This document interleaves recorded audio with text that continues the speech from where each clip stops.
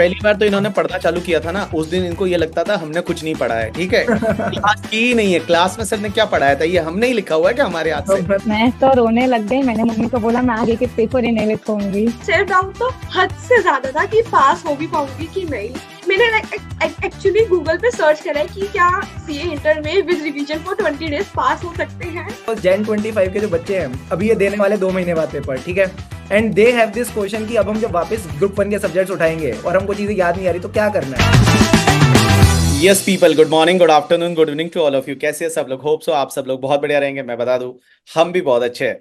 तो जैसा कि आज आपके सीए इंटरमीडिएट का रिजल्ट आया, और सीए इंटरमीडिएट में भाई साहब इस बार का रिजल्ट देख के ही लोगों को डर लग जाए कि सिर्फ 5 point something percentage means under 6% result है। बोथ ग्रुप पास करने वाले इंडिया में सिर्फ 1300 के करीब स्टूडेंट है जिन्होंने बोथ ग्रुप क्लियर किए हैं।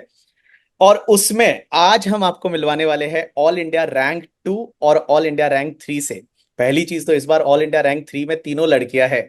तो बहुत बहुत बधाई हो इस इंडिया की जितनी भी लड़कियां हैं उनको, और लड़कियां आगे रह रही है एजुकेशन में। और मैं आपको बताऊं सीए में ऐसा एक सीए ऐसा कोर्स है जिसमें आप देखोगे ना, तो उसमें ऑलमोस्ट अभी आप देखोगे लड़कियों और लड़कों का रेशियो है वो सेम हो गया है। So that is proud of like CA. And guys air 2 जो जिन्होंने स्कोर किया है उनका नाम है तान्या गुप्ता, जो साउथ में चेन्नई से है, मद्रास जिसको बोलते हैं, मद्रास यूनिवर्सिटी से ये कॉलेज भी कर रहे हैं। एंड ऑल इंडिया 3 जिन्होंने रैंक स्कोर किया है जिनका नाम है विधि जैन, जो कि दिल्ली से है। तो देखो एक नॉर्थ से और एक साउथ से। तो आज इनसे बहुत सारी बात करेंगे और आपको इनके इनसाइट बताएंगे कैसे लाइक पढ़ाई की इन्होंने, क्या क्या चीजें हैं, वो सोशल मीडिया कितना देखा था, शादियों में कितने गए, डांडिया में कितने गए, वो सब चीजें हैं आपके साथ में शेयर करेंगे। तो सबसे पहले तान्या और उसके बाद में विधि, मुझे ये बताओ यार, क्या आपने एक्सपेक्ट किया था कि रैंक आएगी और वो भी टॉप 3 में आएंगे? एंड कैसे पता चला रैंक आई? और एक्सपेक्टेड तो बिल्कुल भी नहीं था।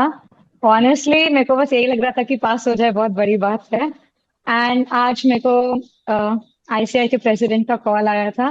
तब वाह। मेरे को पता चला। मैंने मम्मी को बोला मम्मी शायद से प्रैंक कॉल होगा। मेरे को बिलीव ही नहीं हुआ। मम्मी को बोला कि मम्मी ड्रीम लग रहा है अभी भी। आप शायद से मेरे को पिंच करोगे तभी बिलीव होगा।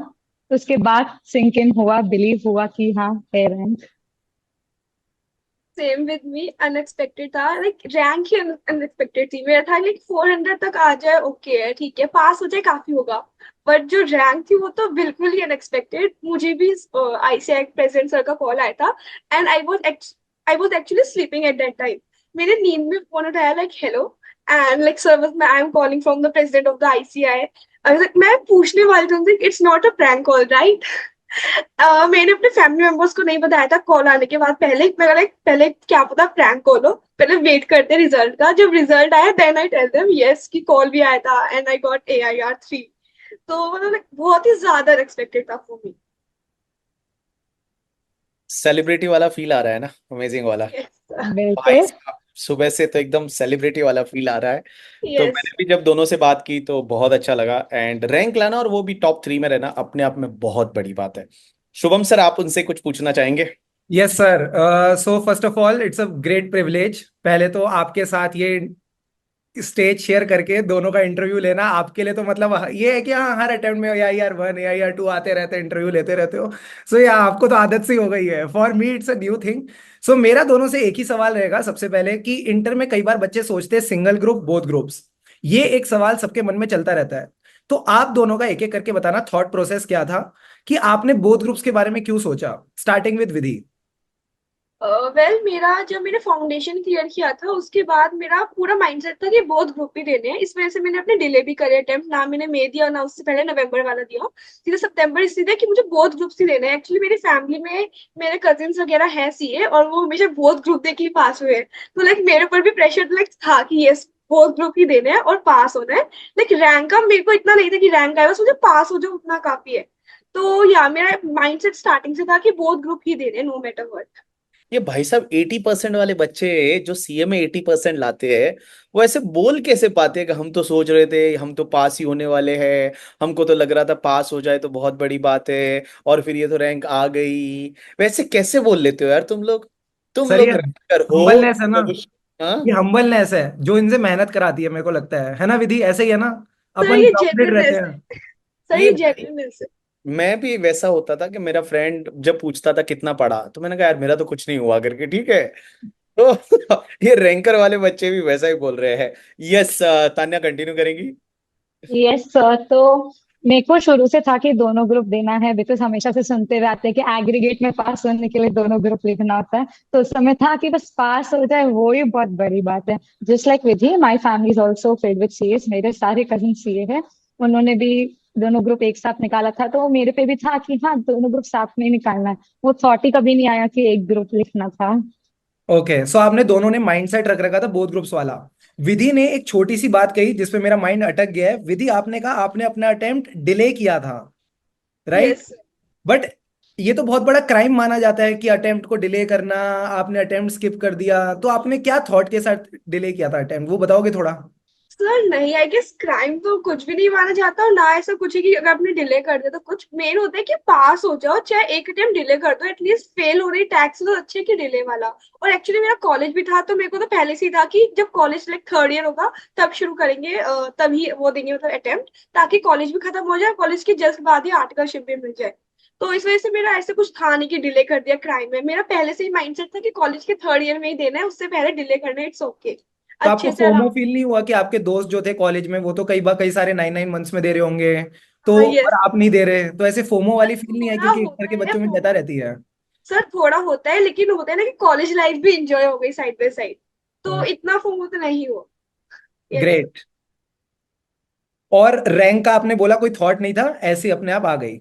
यस बस सर एक बिल्कुल। चीज और है, क्या आपको कभी सेल्फ डाउट हो रहा था इस जर्नी में? बिकॉज 9 मंथ्स एक बहुत बड़ा टाइम पीरियड होता है। आप क्लासेस कर रहे थे बीबी सर के साथ, मेरे साथ, ये सब चीजें चल रही होती हैं। बट कई बार अपने ऊपर भी एक सेल्फ डाउट आ रहा होता है। जैसे अभी देखा, रिजल्ट 5% आया, कई बच्चों के मन में, अभी जो एग्जाम देने वाले उनके मन में आ रहा है, यार मैं कर पाऊंगा नहीं कर पाऊंगा।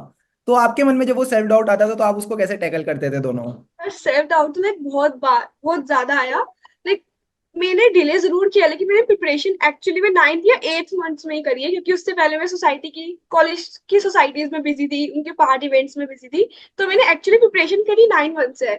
और लाइक इतना ज्यादा सेल्फ डाउट था लास्ट के 3 मंथ्स में मुझे खुद पर, क्योंकि मैंने लास्ट के 3 मंथ में ही अपने 3 सब्जेक्ट्स खत्म करे हैं, ऑडिट, एफएमएसएम और टेक्स्ट का जो मेरा जीएसटी वाला पार्ट था।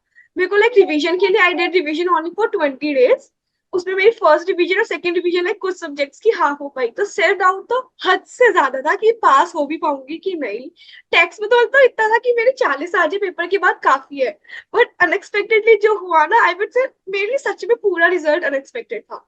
कि मैंने एक्चुअली गूगल पे सर्च करा है कि क्या सीए इंटर में with revision for 20 days pass हो सकते हैं, कुछ अच्छे नंबर्स का क्या स्ट्रेटेजी है क्या। बट मुझे एक्चुअली आंसर्स कुछ नहीं मिला। बट मेरी एक फ्रेंड थी, उसके साथ हम लाइक स्टडी पार्टनर थे एक दूसरे के, कुछ डाउट आते हैं साथ में। बट तो आई वाज लाइक कि ठीक है हो जाएगा, वो भी मेरे साथ है, दो लोग हैं ना, कर लेंगे कुछ ना कुछ तो। सो मेरे को अलोन वाली फीलिंग तो नहीं है, क्योंकि मेरे पास मेरी बेस्ट फ्रेंड थी मेरे साथ, आई वुड से। उसके अलावा सेल्फ डाउट जो था, हाँ, वो एक्चुअली इतनी मोटिवेटेड थी ना कि वो मुझे खुद मोटिवेट कर देती थी। तो मुझे मोटिवेशन में ऐसा कोई प्रॉब्लम नहीं आई। हाँ ये था कि जब सेल्फ डाउट आता, जब मेरी प्रिपरेशन नहीं हुई थी, लाइक मेरा पूरा सिलेबस पड़ा है, रिवीजन शुरू भी नहीं हुई है, और लोग कहते हैं कि 2 2 महीने की तो सिर्फ रिवीजन रखनी होती है, और मेरे पास सिर्फ थे 20 डेज। तो इतना ज्यादा था, लेकिन हाँ अब हो गया कि हो गया बस। यस तान्या। Yes sir. तो सर पैनिक तो बहुत होता था एक पॉइंट पे कि मैं डिले कर रही हूँ, is it like the right decision for me.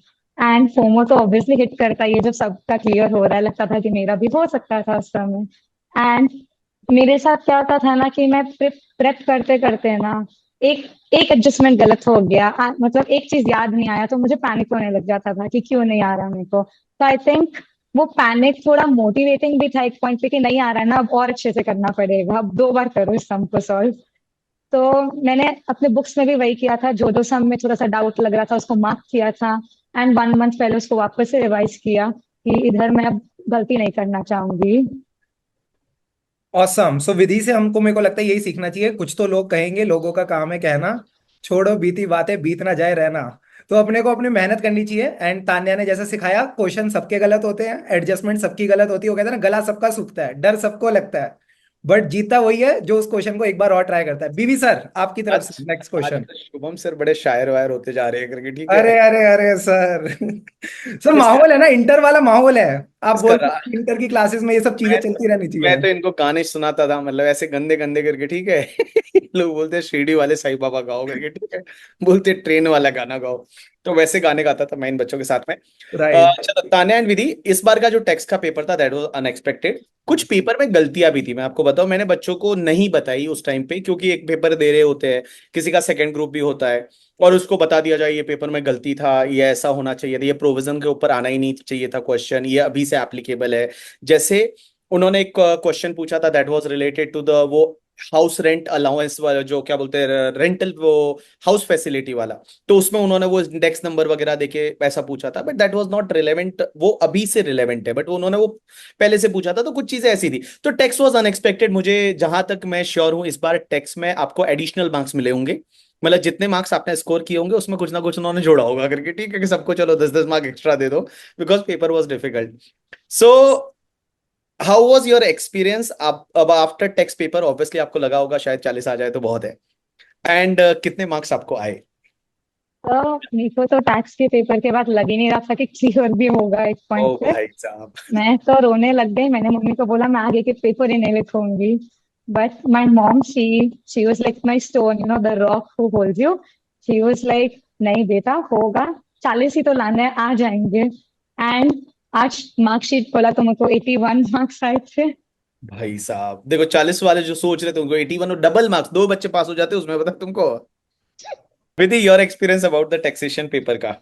Well, just like Tanya, मेरा भी ऐसा है कि 40 तक आ जाए बहुत ही ज्यादा इनफ है।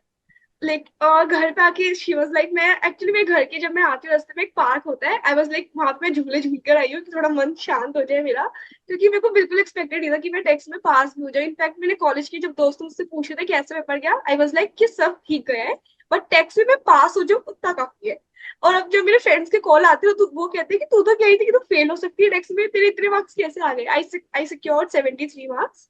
सो आई वाज लाइक, मैं खुद शॉक्ड हूँ, मुझे नहीं पता कैसे आया है, और आईसीआई जानता है, बस हो गया। तो एक्सपेक्टेड मुझे भी नहीं था टेक्स्ट की। एक्चुअली पेपर के टाइम पे ही जब पहला क्वेश्चन मैंने देखा उसमें मेरे 45 मार्क्स, मतलब 45 मिनट्स चले गए थे फर्स्ट क्वेश्चन करते करते, और मैंने वो आधे ही किया था। तब इतना ज्यादा पैनिक हुआ था लिखते हुए, इतना ज्यादा कि आई वाज लाइक कि छोड़ो इसे, बाकी क्वेश्चंस करते हैं। तो मैंने उस क्वेश्चन को छोड़ के बाकी किया, थोड़ा थोड़ा ठीक हुआ। फिर एमसीक्यूज में मुझे दिक्कत आई, आई वाज लाइक मेरे हाफ एमसीक्यू से ठीक होंगे, मेरे को जो मार्क्स मिले वो फिर सब्जेक्टिव पेपर से मिले। तो अनएक्सपेक्टेड था टेक्स्ट में भी कह सकते हैं। जो होता है ना पैनिक, आपको पैनिक कैसे कंट्रोल करना है वो होता है, बस कि एक क्वेश्चन के चक्कर में पूरा पेपर खराब ना हो जाए। तो उस चक्कर में बस हो गया जैसे हो गया। राइट। मैं बताऊं, सीए इंटरमीडिएट में दो ही पेपर में पैनिक क्रिएट कराते हैं, आइदर ऑडिट में या फिर टैक्स में करके, मैं ठीक है। उसी पे आ रहा था। तो पहले ग्रुप में क्या होता है, अगर दो पेपर बहुत एकदम हलवास से चले गए, एडवांस अकाउंट मजा आ गया बच्चों को, 70 तो आ ही जाएगा इसमें। फिर लॉ के बाद भी बच्चों को लगता है इसमें बहुत मजा आया, फिर उसमें आता है टैक्स। टैक्स में दिक्कत क्या है ना, एक तो आपको 1.5 डेज में दो सब्जेक्ट रिवाइज करने हैं। टैक्स अपने आप में, इनकम टैक्स ही अपने आप में एक अलग सब्जेक्ट है, उसके बाद में जीएसटी और रिवाइज करो, और उसके बाद में 100 मार्क का पेपर होता है। और टैक्स में बहुत एडवांस पूछते हैं इंटरमीडिएट की, अगर मैं बात करूं तो इंटरमीडिएट वाले बच्चे को रोकना है ना, उनको तो टैक्स में रोकते हैं और टैक्स में बड़ा एडवांस पूछते हैं। तो आपने 1.5 डेज में कैसे प्रिपेयर किया टैक्स को? एंड तुमने जो हमने क्लास में लिखे थे नोट्स, हम मैं लिखवाता था आपको, बहुत सारा बुक भर दिया, आपको अपने 2-3 बुक भर दिया होगा। तो how was your experience about the tax का क्लासेस, एंड आपने 1.5 डेज में कैसे प्रिपेयर किया? तो मैंने एग्जाम्स के 1 मंथ पहले पेपर्स देते ना एमटीपी और आरटीपी, वो देने के पहले 1.5 डेज में प्रैक्टिस किया था कि कैसे हम लोग प्रेप करेंगे। तो उसमें मेरे को पता चल गया था कि मेरा वीक पॉइंट्स क्या है, कहाँ पे मुझे टाइम ज्यादा लग रहा है, एंड कौन से स्ट्रॉन्ग पॉइंट्स है जो नहीं भी देखूंगी या फिर सिर्फ ऊपर ऊपर से भी देख लिया तो चल जाएगा। एंड जैसे मेरे को याद है टैक्स में टीडीएस मेरे को बड़ा हार्ड लगता था, लेकिन आपने वो मेमोरी ट्रिक्स बना बना के रखे थे तो उसी से मैंने याद किया था कि 194 आर है तो रिवॉर्ड है तो परक्विसिट होगा। तो वैसे मेरे दिमाग में बैठ गया था सारा कॉन्सेप्ट। एंड मैं रिवाइज करने के पहले एक बार नोट्स पढ़ती थी आपके, एंड फिर मैं क्वेश्चन सॉल्व करती थी। वेरी तो गुड। टेक्स्ट में एक्चुअली मेरे पास टाइम था ही कम कि मैं रिवीजन कर पाऊँ इतने अच्छे से, तो मैंने सिलेक्टिवली स्टडी किया। लाइक जो टीडीएस था वो मैं चैप्टर छोड़ती गई थी, मुझे कुछ नहीं आता था उसमें। आई वॉज लाइक कि क्वेश्चंस की चॉइस आती है उसे छोड़ देती हूँ, बाकी अच्छे से होना चाहिए। तो I left the TDS chapter only, और बाकी मैंने एकदम अच्छे से किया। और कहाँ से करा, सबसे पहले जब आपकी क्लासेस थी तभी मैंने actually question side by side कर ली थी और मार्क भी कर ली थी कि मुझे ये क्वेश्चन लास्ट में जरूर करने हैं। उसके बाद जब रिविजन करते वक्त I revise from all the videos from the YouTube. मैंने सारी कम से कम 2 से 3 बार वीडियोस देखी है, एग्जाम से पहले, एग्जाम की रिविजन करने से भी पहले। इस बार एक्चुअली 2 दिन की छुट्टी थी हमारे पास टेक्स्ट की, तो हमारे पास 2.5 डेज थे। तो मैंने एक दिन दिया पूरा आईडीटी को और एक दिन दिया डीटी को। उस एक दिन में मेरी रिविजन वीडियोस तो सारी हो गई थी, साथ में जो क्वेश्चन मैंने मार्क करे थे वो भी हो गए आराम से। उसके बाद मैंने लास्ट में जो सुबह का टाइम होता है बेसिकली, उसमें मैंने करे थे सारे आरटीपीज एमटीपीज वगैरह। और एग्जाम के 2 दिन पहले, लाइक जिस दिन हमारा एग्जाम था टेक्स्ट के पेपर दिन पहले वाला, उस दिन मैंने लास्ट को अपना एक मॉक पेपर रिटर्न भी कर लिया था कि मुझे पता चल जाए मुझसे कितना हो रहा है कितना नहीं हो रहा। और मुझे उसमें पता चल गया था कि मुझसे टोटल इनकम वाले क्वेश्चंस तो नहीं हो रहे। तो इसलिए मैंने फिर सर्च करके आपको जो सुपर 30 क्वेश्चन वाली वीडियो है वो देखी पूरी। तो उस वजह से आई गेस जो एग्जाम में क्वेश्चन वन मैंने किया हाफ पार्ट ओल्ड स्कीम के अकॉर्डिंग, वो आई गेस सही गया होगा मोस्टली। वो सिर्फ वीडियो की वजह से, वरना वो मैं छोड़ के आने वाली थी। यस। तो हाँ, तो आपकी वीडियोस और बुक्स, दैट्स इट। उसके अलावा मैंने और कुछ रेफर नहीं किया। सर आप एक चीज देख रहे हो, कितने सॉल्यूशन ओरिएंटेड बच्चे हैं। नहीं हो रहा कुछ तो ये नहीं कि बीबी सर को मैसेज करो, सर मेरे से हो नहीं रहा, सर मैं क्या करूं, सर मैं परेशान। यूट्यूब यूट्यूब और गूगल पे देखो। फटाफट कहती मैंने दौड़ लगाई आपकी वीडियो गई, मैं वीडियो देखी, मुझे बड़ा मजा आ गया, मैं सीख गई। वाह सर, मतलब ये एटीट्यूड मेरे को लगता है this is the game changer. कई लोग बोलते हैं रैंक कैसे आती है, मुझे लगता है ये सॉल्यूशन ओरिएंटेड जो एटीट्यूड होता है, जो जॉली एटीट्यूड होता है, इससे रैंक आती है। जब आपका प्रॉब्लम सॉल्विंग हो गया, प्रॉब्लम है यहाँ सॉल्यूशन है, निपटाओ और आगे बढ़ो, ये नहीं उसको लेके बैठ जाओ। And before talking about audit कि किस तरह से you dealt with that exam and all, मेरा आपसे एक छोटा सा सवाल है। हर बार हर एग्जाम में कोई एक ऐसा पेपर आता है जो थोड़ा सा परेशान करता है, this time it was tax. How do you overcome that feeling, क्योंकि आप बोथ ग्रुप्स वाले बच्चे हो, अब आप टैक्स के बाद आपको कॉस्ट भी देने जाना था। तो how did you deal with that feeling, उस फीलिंग से आपने कैसे उसको क्या कहते हैं उसको मूव ऑन कैसे किया। सो या वो बताओ एक एक करके। आजकल शुभम सर आप मूव ऑन और ये सब बातें कैसे निकाल लेते हो करके, ठीक सर है। ये इनको यही वाली टर्मिनोलॉजी समझ आती है ना, मूव ऑन, वाइब, ये आजकल के टर्म्स हैं, राइट? सही बोल रहा हूँ? Right. Yes Tanya. Sir obviously exam के बाद तो मूड ऑफ हो ही गया था just like any other student. But मैं ना जैसे हर चीज प्लान करती हूँ तो मैं अपने इमोशंस भी प्लान करती हूँ। तो मैंने आके बोला 1 घंटा है, जितना रोना है जितना बुरा फील करना है करो, उसके बाद कॉस्ट पे फोकस करेंगे। तो मैं 1 घंटा आई, मैंने मम्मी को बोला कि मम्मी ऐसे पेपर खराब गया, थोड़ा डाउट हो रहा है कि पास होगा कि नहीं। मैंने थोड़ा सा रोया भी because it's okay to cry. And 1 घंटे के बाद फिर मैं कॉस्ट पढ़ने चली गई थी। भाई साहब देखो, रैंकर है ना, रोना भी प्लान करते हैं, सोच रहे हो आप, समझ रहे हो बाकी सब लोग, ठीक है। तुमको स्टडी प्लान करनी है, ठीक है। रैंकर लोग स्टडी प्लान करते हैं, शेड्यूल प्लान करते हैं, रोना तक प्लान कर रहे हैं, आप समझ रहे हो। सीखो कुछ आप, ठीक है, पूरा प्लानिंग के साथ हर चीज करनी पड़ेगी। यस विधि। सो लाइक जो मैंने बताया कि टेक्स्ट में मैं ना घर में जो पार्क आता है वहां पे अपना मुंह ठीक करके आई थी पहले से कि ठीक है झूले झूले मुंह ठीक हो गया। फिर घर पे आके मैंने किसी से कुछ नहीं बोला कि मेरा पेपर कैसे गया, अपने जस्ट रूम में गई और मैं लेट गई। तो ऑब्वियसली डाउट हो गया मम्मी पापा को कि पेपर बेकार गया है। तो ठीक है, वो आए कि अरे कुछ नहीं होता, पेपर खराब हो गया, कुछ नहीं होता, क्या हो गया, पेपर में क्या रखा है, अगली बार हो जाएगा इतना कुछ। तो ठीक है, दे मोटिवेटेड मी एज वेल। फिर मैं अपनी उस फ्रेंड को कॉल किया, उसका भी पेपर बेकार गया था। तो एक होता है ना कि दो अगर रैंट करते हैं एक दूसरे से तो दिल को हल्का होता है। तो हम दोनों ने अपने दिल को हल्का किया कि चलो ठीक है हो गया, एक काम करते हैं आज थोड़ा रिलैक्स करते हैं, रात को बैठ के पढ़ेंगे वजह से। तो उस दिन क्या है, पेपर देने के बाद मैंने कुछ नहीं पढ़ा, रात के 12 बजे एग्जैक्ट मैंने पढ़ना शुरू किया नेक्स्ट पेपर के लिए। उस वक्त तो लाइक पूरा मूड ऑफ था कि मूड ऑफ है, रहने दो, मूड ऑफ है, पढ़ा तो वैसे भी नहीं जाएगा, टाइम भी वेस्ट करना, आराम से रिलैक्स करके थोड़ा सो वगैरह जाओ, फिर आराम से बैठ के पढ़ेंगे। तो फिर मैंने रात के 12 बजे पढ़ना शुरू किया था नेक्स्ट पेपर के लिए। इस तरीके से मैंने थोड़ा मूड ठीक करा। ऑसम। सो दोनों ने अपने अपने मूड को बना लिया कि भाई चुपचाप, हाँ जितना है रोना वोना है कर लो अपना इधर उधर का, और अपना रेडी हो जाओ for the next paper. Now coming to the मुद्दे की बात, ऑडिट एग्जाम। दिल पे पत्थर रख के मैंने आगे क्या बोलते हो। प्रिपेयर कर लिया, वो कहती है ना आप मैंने प्रिपेयर ब्रेकअप कर कर लिया। लिया, इन्होंने कहा दिल पे पत्थर रख के मैंने प्रिपेयर कर लिया। और कॉस्टिंग में कितने कितने आए, जस्ट फॉर द इंफॉर्मेशन? 84। 84 85। 85। भाई साहब मजे करा दिए। अब ऑडिट की बात करते हैं। बहुत सारी थ्योरी है, इतना सारा रट्टा लगाना है, कितना दिमाग में रख के जाएंगे, कितना लिख पाएंगे। तो before I ask you your strategy for the 1.5 days, I want to know कितने कितने मार्क्स स्कोर करे आप दोनों ने? 72। 72। दोनों के दोनों 74? 72। 72? हाँ, एवरेज में ग्रेट। टेक्स्ट के ज्यादा मार्क्स है क्योंकि एक के 81 है। ठीक हाँ, है। अरे ऑडिट में लोग कह रहे 40 नहीं ला पा रहे, ठीक है, और ये 72 अरे से। टेक्स्ट में तो पास ही नहीं हो पा रहे थे। ठीक अरे है। हाँ ठीक है, बीबी सर इज द बेस्ट। चलो, तो मैं कह रहा था कि 1.5 डेज में how did you manage the whole subject, because कई सारे टॉपिक्स हैं, तो एक एक करके अपन चलते हैं कि क्या आपने कोई टॉपिक छोड़ा, और जो टॉपिक्स आपने कवर करे उसमें व्हाट वाज योर स्ट्रेटेजी, कैसे नोट्स और क्वेश्चन बैंक को आपने कवर किया, प्लस कितना याद करने में फोकस किया, कितना रिकॉल पे। सो एक एक करके चलते हैं, beginning with Tanya. Sir audit के पहले बहुत फट रही थी जैसे बोलते हैं। ये भी था कि खत्म ही हो जाए सिलेबस 1.5 डेज में, वो ही बहुत बड़ी बात होती है। तो राइट। प्लान ये इससे शुरू किया था कि कुछ छोड़ेंगे नहीं, लेकिन ऑब्वियसली लास्ट में छोड़ना तो पड़ा ही था। And I remember audit of items of financial statements, वो एक चैप्टर है, उससे मेरे को बहुत डर लगता था। तो आपने वीडियोस डाले थे यूट्यूब पे, मैंने वो ही देखा था। एंड मैंने ग्रेट। बोला इसके ऊपर भगवान भरोसे मैं से वीडियोस देख के जाऊंगी इसके। तो वो एक चैप्टर था, जो अकेला चैप्टर था जो मैंने छोड़ा था। एंड बाकी सब पे आई फील मेरा 60% रिकॉल पे चल रहा था, बिकॉज मैंने 20 डेज पहले ही अच्छे से रिवाइज किया था। एंड आपने जो ट्रिक्स दिए थे, कुछ कुछ होता है ऐसे लिंक करके, वो सब सब मेरे को बहुत पसंद था देखना, एंड उसी से याद होता था, लाइक लर्न विथ फन।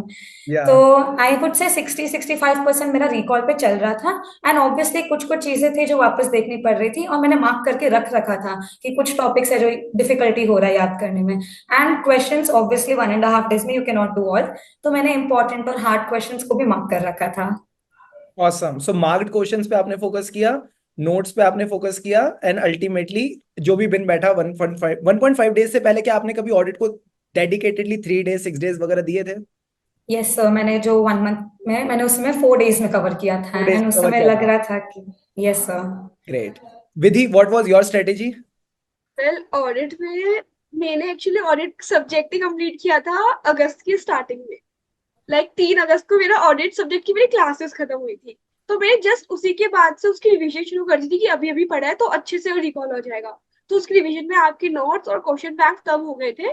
उसके बाद मैंने ऑडिट को थोड़ा और टाइम दिया क्योंकि मुझे लग रहा था जो याद किया वो तो मैं भूल ही गई हूँ जब मैं रिवाइज करने जा रही थी। तो फिर मैंने आईसीए का स्टडी मैट उठाया, उसके क्वेश्चंस देखने शुरू करे और उससे चैप्टर वो फाइनेंशियल स्टेटमेंट वाला रीड करा था, उससे पूरा वो किया और आपकी वीडियो देख ली थी साइड बाय साइड। तो उसमें मेरी एक रिवीजन तो हो गई थी। फिर जब पेपर का डेट दिन आया, मैंने अपने फ्रेंड को कॉल किया थोड़ी रिवीजन कर लेते हैं, शॉर्ट रिवीजन। और जब हम करने बैठे तब लगा कुछ याद ही नहीं आ रहा ये क्या हो रहा है। तो हमने कहा छोड़ो रिवीजन, दोबारा से बैठ के 1.5 दिन है, हो जाएगा। नोट्स की बुक उठाते हैं, करते हैं जल्दी जल्दी। तो नोट्स की बुक से ही करना शुरू किया। डेट रिवीजन आई वक्त से मैंने एक्चुअली चैप्टर नंबर 8 छोड़ा था, जिसमें वो गवर्नमेंट वाला आता है, बैंक ऑडिट बेसिकली। मैंने वो छोड़ा था कि अगर इसके चक्कर में बैठ गई फिर पूरा ऑडिट रह जाएगा। मैंने एक्चुअली पूरे सीए इंटर के एग्जाम में कुछ ना कुछ ऐसे टॉपिक छोड़े जो मुझे पता है कि अगर मैं करने बैठी मेरा पीछे का सारा छूट जाएगा, उसे छोड़ो। तो आई सेलेक्टिवली स्टडी। उसके बाद तो 1.5 दिन में आपकी नोट्स बुक। और मैंने क्वेश्चन बैंक फिर आईसीए के स्टडी मैट से किए थे। मुझे मेरी फ्रेंड ने कहा था कि आईसीए कर ले, उसके क्वेश्चंस ऐसे होते हैं कि आंसर्स अगर उसके देखेगी तो डेप्थ में कन्वर्ट हो जाते हैं, पूरा पूरा तो पूरा टॉपिक बोलते हैं रिवाइज। तो फिर मैंने आपकी नोट्स बुक किया था, और फिर आईसीए का क्वेश्चन बैंक, और फिर आपकी जो आरटीपी एमटीवीज की वीडियोस थी और जो आपकी रिवीजन वीडियोस थी वो सब मैंने देखी। ऑसम। सो कहीं ना कहीं मेरे को लगता है विधि से जो मुझे लगता है काफी अच्छी चीज सीखने की है हम सबके लिए, वो ये है कि डोंट रन आफ्टर 100% कवरेज। और तान्या ने भी जैसे बोला कि कुछ कुछ ऐसे एरियाज रहते हैं जो आपको शायद से उतने आप कंफर्टेबल नहीं होते उनके साथ। So rather than thinking about them, stressing about them, जो बाकी पोर्शन है उसको आप अच्छे से इफेक्टिवली कवर करो। और ऐसा मैं नहीं कह रहा, बीबी सर नहीं कह रहे, ये AIR 2 और 3 कह रहे हैं। तो जब I think and that is the smart work, हम कई बार कहते हैं हार्ड वर्क करो, हार्ड वर्क करो, but this is the smart work, कि आप अपना अगर अटेंशन और एनर्जी एक पर्टिकुलर एरिया पे फोकस करोगे तो obviously you will be able to score better in the exam. अब एक ओवरऑल स्ट्रेटेजी आप दोनों बता दो कि आप पेपर को कैसे अप्रोच करते थे। लाइक आपके पास 3 आवर्स है टू अप्रोच द पेपर, उसमें डिस्क्रिप्टिव भी है, MCQs भी है। बच्चों के मन में आता है पहले क्या करें बाद में क्या करें। So what was your strategy starting with Vidhi now? तो मैं हमेशा पहले सब्जेक्टिव वाला पार्ट करती थी। उसमें जो कंपलसरी क्वेश्चन होता है उसे मैं जो रीडिंग टाइम होता है उसमें क्वेश्चन को रीड नहीं करती थी, कंपलसरी वाले उनको करती थी जो मुझे एक्चुअली करने हैं। लाइक एक क्वेश्चन जो मुझे नहीं करना उससे पहले मैं रिमूव कर दूं ताकि बाद में अच्छी स्ट्रेटेजी बन सके। तो रीडिंग टाइम में तो मेरा वो होता था कि ये क्वेश्चन मुझे एक्चुअली करने हैं। फिर मैं स्टार्ट करती थी क्वेश्चन सब्जेक्टिव पार्ट से क्वेश्चन 1 किया, क्वेश्चन 2, क्वेश्चन 3, पता नहीं हमेशा ऐसा होता था कि क्वेश्चन 1 में 1 घंटा निकल जाता था मेरा। बट फिर उस पैनिक की वजह से जो लास्ट में अच्छे से हो पाता था, जल्दी जल्दी हो पाता था, वो और अच्छे से हो पाता था। और लाइक हर एमसीक्यूज में मैंने आई गेस 20 मिनट्स दिए अपने एमसीक्यूज को हर एग्जाम में, और उसमें आराम से हो गए। बस एक टेक्स्ट में थोड़ा टाइम लगा था, वो मैंने एक्चुअली पहले भी कर ली थी टेक्स्ट में एमसीक्यूज, क्योंकि सब्जेक्टिव पेपर देख के लग रहा था अगर ये करने बैठे तो एमसीक्यूज तो छूट ही जाएगा। तो मैंने हर पेपर में इस तरह की स्ट्रेटेजी बनाई कि जो मुझे नहीं आता उसे फिलहाल साइड में रखो, जो आता है उसे पहले करो, उसे करने के बाद जो नहीं आता उस पर दिमाग लगाओ। तो इस वजह से मैं कि मेरे पेपर कोई छूटा नहीं एक्सेप्ट टेक्स्ट, जो थोड़ा बहुत छूट गया था, और बाकी मेरा हो गया। लाइक मेरे को जितना आता था उतना मैंने 100% किया। Yes Tanya. Yes sir, so I deferred in my strategy a little. मेरे को एमसीक्यूज पहले करना ज्यादा पसंद था, एंड ऑडिट स्पेशली में मेरे को थोड़ा कंफर्ट था एमसीक्यूज पे, बिकॉज मैं टेलीग्राम पे आपके एमसीक्यूज आंसर करती थी। एंड आई फील जैसे 15 मिनट में मैं भी कंपल्सरी क्वेश्चन नहीं रीड करती थी। I use to give 15 to 20 minutes रफली फॉर एमसीक्यूज, एंड देन मैं 15 मिनट में सेलेक्ट करती थी कि कौन सा क्वेश्चन स्किप करना है मेरे को। Got it. BV sir, any question from your side? Yes, मेरे को एक्चुअली इंटरमीडिएट के बच्चे हैं ना, मुझे लाइक बहुत सारे बच्चे हैं बहुत सुलझे हुए रहते हैं। जैसे मैं इंटरमीडिएट वालों का जितनों का इंटरव्यू लेता हूँ उसमें जो रैंकर होते हैं वो काफी सुलझे हुए, और आज मेरे को विद्या और ताना से भी बात करके ये लग रहा है ये बड़े मतलब इनको पता है कि क्या चीज सही है क्या चीज गलत है, कैसे क्या करना है, सोशल मीडिया यूज करना है तो कितना करना है कितना नहीं करना है। But some student in the intermediate वो बह जाते हैं। अगर मान लो सोशल मीडिया यूज कर रहे हैं, रील देख रहे हैं, तो 2-2 घंटे तक रील ही देख रहे हैं, 3-3 घंटे तक रील देख रहे हैं। उनका पेपर खराब गया या डिफिकल्ट आया, उसके बाद देखेंगे कि किस किस ने सोशल मीडिया पे क्या डाल रखा है, रिव्यू क्या आया है, कौन से प्रोफेसर ने क्या डाल रखा है, देखो वीडियो में क्या है करके, ठीक है। और उसमें उसका इतना टाइम खराब कर लेंगे ना, और उसके बाद में वो अगला पेपर भी खराब कर लेंगे। तो my question is very specific कि how you manage social media during your preparation time. Sir I would say कि मैं सोशल मीडिया से एडिक्ट रहती थी हमेशा से। मुझे बड़ा मजा आता था वो रील्स देखने में, स्टोरीज पोस्ट करने में, एंड बाहर जाती हूँ तो तुरंत स्टोरी पोस्ट करने वाली में से मैं ही हूँ। एंड तो आई थिंक जब 9 मंथ्स का वो ड्यूरेशन था तब तो मैं यूज करती थी फोन, बट मैंने एक फिक्स टाइम कर रखा था कि मेरे को मैक्सिमम किसी दिन मूड खराब हो तो 1.5 आवर से ज्यादा फोन यूज नहीं करना है। एंड आई वुड से लास्ट 1 मंथ में तो मैंने अपना फोन बहुत ही कम देखा होगा, रात में सोने के पहले 20 minutes at maximum. And I would also suggest कि मतलब 100% सोशल मीडिया छोड़ना मेरे जैसे लोगों के लिए ना बहुत गंदा होता है। मतलब मेरे को नहीं पता मैं क्या करूंगी अपने फ्री टाइम में if it's not social media. तो आई फील मेरे लिए तो वो स्ट्रेस बस्टर टाइप वर्क करता था। तो आई वुड से कि मैं ये कभी नहीं बोलूंगी कि 100% सोशल मीडिया छोड़ दो। आई वुड जस्ट से कि प्लान करो हर चीज की, कब यूज करना है, कितनी देर यूज करना है, एंड प्रेशर मत लो। लाइक ब्रेक्स लेना बहुत इंपॉर्टेंट है ही। मैं हर दिन, हर हफ्ते संडे हाफ डे ऑफ लेती ही लेती थी। मेरे से नहीं होता है कि 10 घंटा एक साथ पढ़ो। 1 घंटे के बाद मेरे को 10 मिनट का ब्रेक चाहिए होता था। Very same just like Tanya, मैंने भी सोशल मीडिया डीएक्टिवेट नहीं किया। लाइक मेरे फ्रेंड्स कहते थे कि अब उन्होंने अपना इंस्टा डीएक्टिवेट कर दिया वो सब, लेकिन मेरे से तो नहीं हो रहा। मैं तो स्क्रॉल कर लेती हूँ जब मुझे टाइम मिलता है। तो मैं भी सोशल मीडिया से 100% तो नहीं थी, लेकिन लास्ट के 3 मंथ्स में लाइक इंस्टा पे जो मेरा स्क्रीन टाइम था वो मैंने काफी कम कर दिया, लाइक 5 to 10 minutes। और जो मेरे को वीडियोस देखने होते हैं वो मैं देखती थी खाना खाते वक्त, तो उससे मेरा खाना भी हो जाता था और मेरा वीडियोस देखने का भी पूरा मूड ठीक हो जाता था। तो मैंने तो फुल एंजॉय करके ही किया है। मैंने ऐसा कुछ स्ट्रेस नहीं लिया कि पूरा डीएक्टिवेट कर दो। हाँ, मैं अपने एक रूम में रहती थी, पूरा टाइम पढ़ती थी, लेकिन पढ़ते पढ़ते साथ मैंने अपनी मूवीज भी देख ली, खाना खाते वक्त अपना ब्रेक में ले लेकर इंस्टा भी स्क्रॉल किया, स्टोरीज भी डाल लिए, जो सब होता था मैंने वो सब किया। Very good. देखो सब चीजें करनी चाहिए लेकिन आपको आप पे कंट्रोल होना चाहिए। तो ये जो रैंकर होते हैं ना, ये दिन में आधा घंटा 1 घंटा ही देखते हैं। तुम्हारी तरह ऐसा नहीं 5-5 6-6 घंटे लगे पड़े हैं करके, ठीक है। वहां लड़कियों के डाउट सॉल्व कर रहे हैं टेलीग्राम पे, नहीं करना है वो सब। सिर्फ आपको आपके डाउट सॉल्व करने हैं, अच्छे से पढ़ाई करनी है, अच्छे से प्रिपेयर करना है, और उसके बाद रैंक लेके आना है। और ऐसे ही अपन लोग इंटरव्यू अगली बार लेने वाले हैं। Yes Shubham sir. सर मेरे को ना, मैंने अभी जो हमारा टेलीग्राम ग्रुप रहता है स्टूडेंट्स का जिसमें हम डाउट सॉल्व वगैरह करते रहते हैं, मैंने उनसे ना 2-3 क्वेश्चंस मंगवाए थे, तो मैं उन्हीं की तरफ से ये चीज पूछ रहा हूँ। हम्म। क्या बीइंग अ रैंकर आपको जो पुराना आपने रिवाइज कर रखा होता है, पढ़ रखा होता है, वो सब याद आता रहता है, या आपके साथ भी ऐसा होता है कि कई बार जो पुराना पढ़ा होता है वो अपन भूल जाते हैं?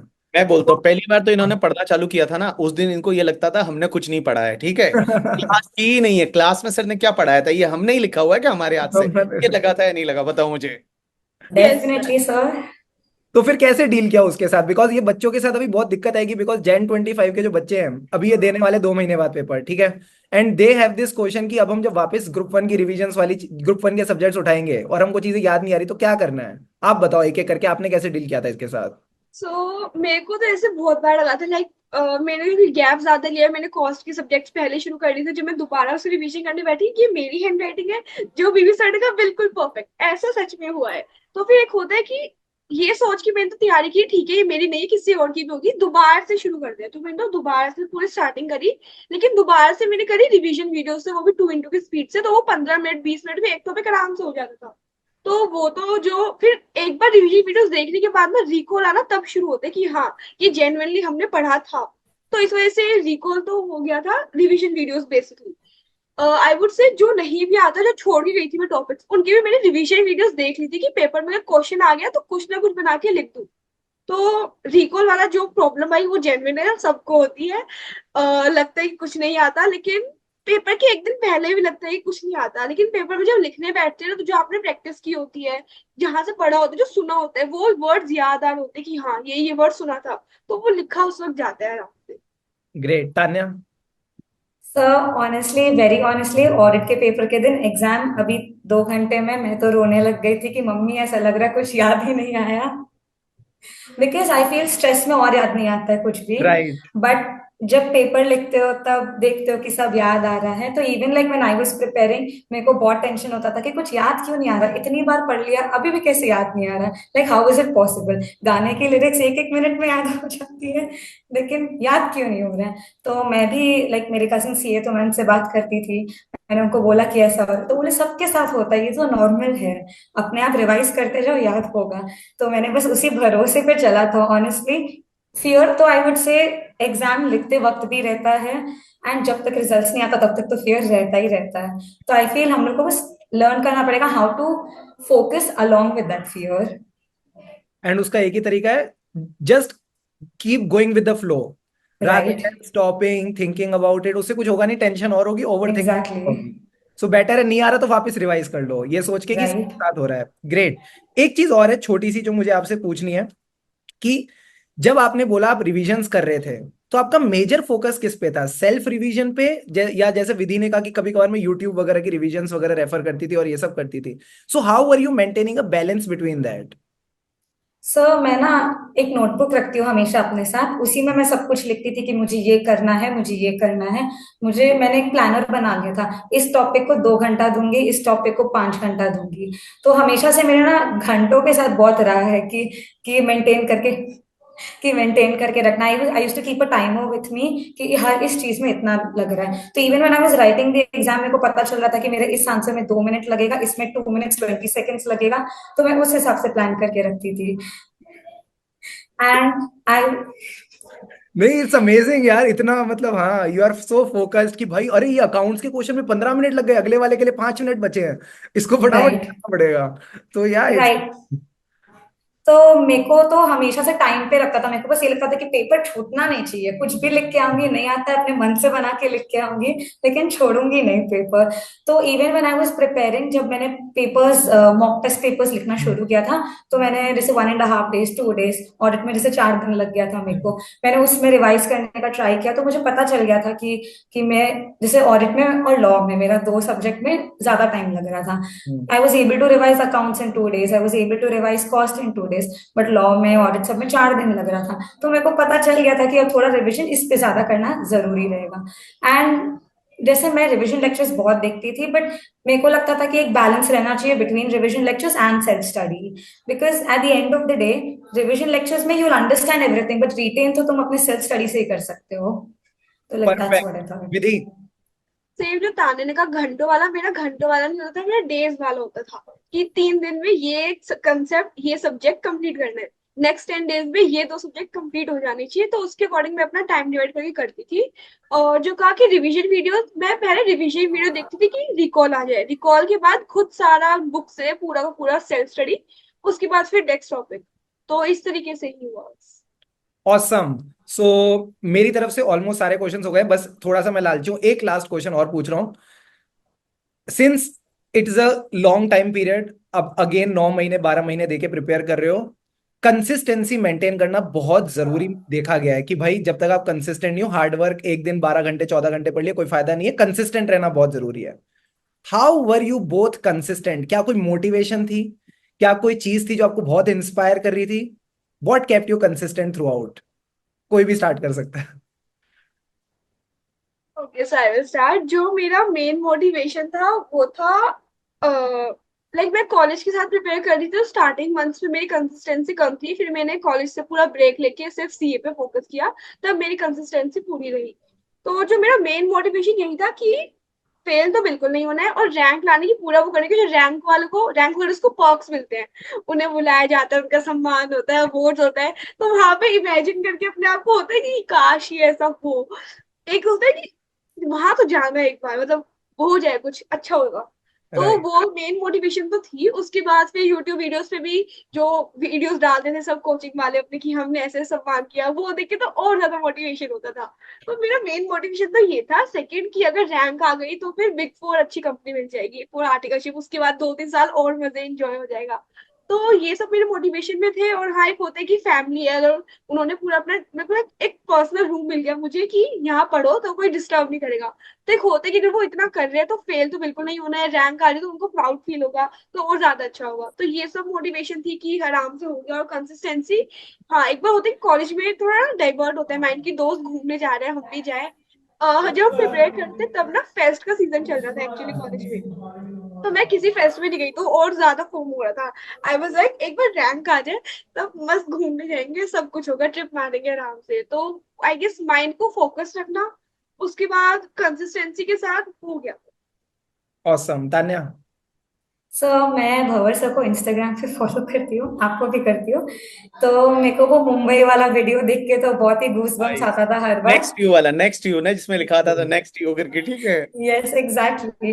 तो मैं इमेजिन करती थी, कभी कभी तो सपने में भी आता था कि मैं खड़ी हूँ भंवर सर के सामने, मेरे को सर वो अवार्ड दे रहे हैं। एंड इस साल आप लोग दोनों चेन्नई भी आए थे।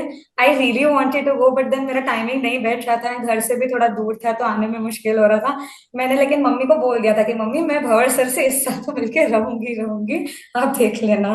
तो like I feel that was one motivating factor. And just like Vidhi, my parents were very supportive through out the journey.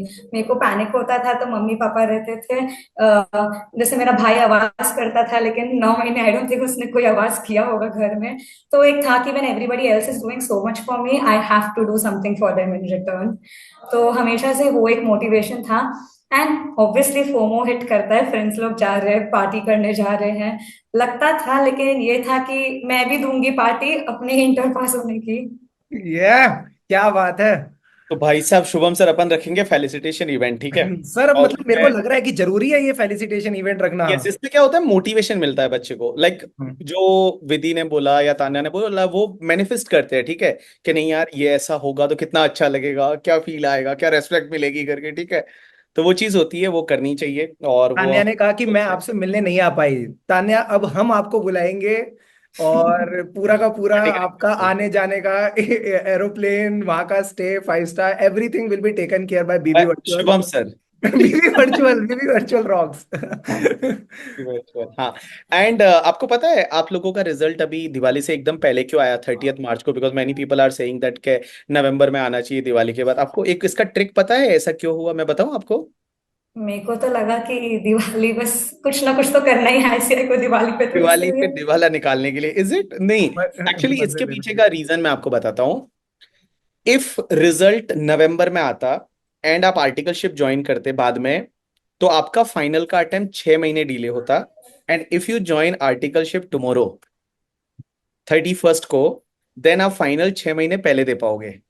And don't worry, आप लोग ज्यादा स्ट्रेस मत लेना उस चीज का कि हमको कल का कल जाके कहीं आर्टिकलशिप ज्वाइन करना है। जस्ट आप 10 डेज 20 डेज के अंदर अंदर आर्टिकलशिप ज्वाइन कर लो, अपने प्रिंसिपल से बात कर लो कि स्टार्टिंग के 20 डेज आपके लीव बता दे, समथिंग लाइक। और उससे क्या होगा, your articleship joining date is 31st of the October, then you will appear for CA final exam. जो लोग मई में सीए फाइनल के लिए अपियर कर रहे हैं उन्हीं के साथ आप भी सीए फाइनल में अपियर कर पाओगे। इसके लिए इंस्टीट्यूट ने ये रिजल्ट है वो 30 अक्टूबर को डिक्लेयर किया। अदरवाइज इंस्टीट्यूट है वो बाद में डिक्लेयर करती दिवाली के बाद में, बट दैट इज वन की पॉइंट। तो ये जितने भी लोग देख रहे हैं, जो लोग अभी पास हुए हैं, फटाफट आर्टिकलशिप ढूंढो। और ध्यान रखना आर्टिकलशिप का डेट है वो 31 अक्टूबर से स्टार्ट हुआ ऐसा बताना है। छुट्टी डाल देना स्टार्टिंग की 5-6 दिन 10 दिन आप अपने प्रिंसिपल को बोल के, जिससे कि आप सीए फाइनल में वो जो तुम्हारे फ्रेंड पहले पास हुए थे ना मई वाले, उनके साथ ही आप भी सीए फाइनल लिखने वाले हो अगर ऐसा हुआ तो। एंड लाइक आप दोनों से बात करके बहुत अच्छा लगा। और सीए फाइनल में भी मिलेंगे तो सीए फाइनल में और ज्यादा मजे करेंगे। सीए फाइनल में इनकम टैक्स है वो और एडवांस है। यहाँ पे तो एकदम बच्चों वाला तो नहीं था, यहाँ पे भी बहुत सारी चीजें थी, बट इन सीए फाइनल तो बहुत ही इंटरेस्टिंग चीजें है वो मिलने वाली है। लास्ट में पूछना चाहूंगा, लाइफ में क्या करना चाहते हो यार? I would want to make my parents proud. That's the they are first already thing. Proud यार, they are proud. I would say खुश रहना है लाइफ में, कुछ भी करके बस खुश रहना है। It doesn't matter किसका रैंक है, किसका क्या अटेम्प्ट है, as long as you're happy, it's all good. Happy रहना है, लाइफ एंजॉय करनी है, मस्त रहना है। मस्त रहना है, पार्टी वार्टी करनी है मस्त एकदम, और लाइफ एंजॉय करनी है, बहुत अच्छा लाइफ में कुछ करना है। And yes sir I think हमने इन दोनों से यही सीखा है अभी पूरा। आई थिंक जो भी अभी मुझे नहीं पता कितने मिनट हो गए, घंटा हो गया, whatever time we have been sitting here, दोनों काफी चेयरफुल। एक सेकंड, तान्या अटक गई। हाँ, अभी ठीक है। सो आई थिंक दोनों ही काफी चेयरफुल रहे हैं, दोनों ने काफी हंस के खेलते अपने मतलब जो भी स्ट्रेस वाली चीजें भी थी ऐसे हंसते खेलते बताए। And that's what I believe in. जैसे तान्या ने कहा था जब स्ट्रेसफुल रहते हैं तो कुछ चीजें वैसे भी याद नहीं आती। And that's the thought I believe in. And हम सब इसी में बिलीव करते हैं, खुशी से पढ़ेंगे तभी तभी आगे तभी बढ़ेंगे। आगे तो बढ़ेंगे, लेट्स से इट टुगेदर, खुशी से पढ़ेंगे तभी तभी आगे तो बढ़ेंगे। आगे बढ़ेंगे। So thank yes you sir, so एक फोटो लेंगे ऐसा वी करके, ठीक मच। है? हाँ वी वाला फोटो ले लो आप, ही स्क्रीनशॉट लोगे, ठीक है? हाँ, और मैं एक मिनट इंस्टाग्राम पे ट्राई करता चारों हूँ। को टैग करके डालने वाले हैं। Deal done. हाँ डील डन। चलो फोटो आप स्क्रीनशॉट ले रहे हो? एक सेकंड में लेने कोशिश कर रहा हूँ, एक मिनट इसमें आ जाए कैसे। मेरे को फुल स्क्रीन नहीं आ रहा, नहीं तो मैं ले हाँ, लेता। मैं एक मिनट लेता हूँ। सर आ गया, परफेक्ट। चलो बहुत अच्छा लगा तुम लोगों से बात करके, और हम लोग मिलते रहेंगे, बिकॉज किसी ने बोला है जिंदा रहेंगे तो मिलेंगे, बट मैं बोलता हूँ हम लोग मिलते रहेंगे ना तो जिंदा रहेंगे। ठीक है, चलो bye, thank you. Thank bye, you. Thank you sir.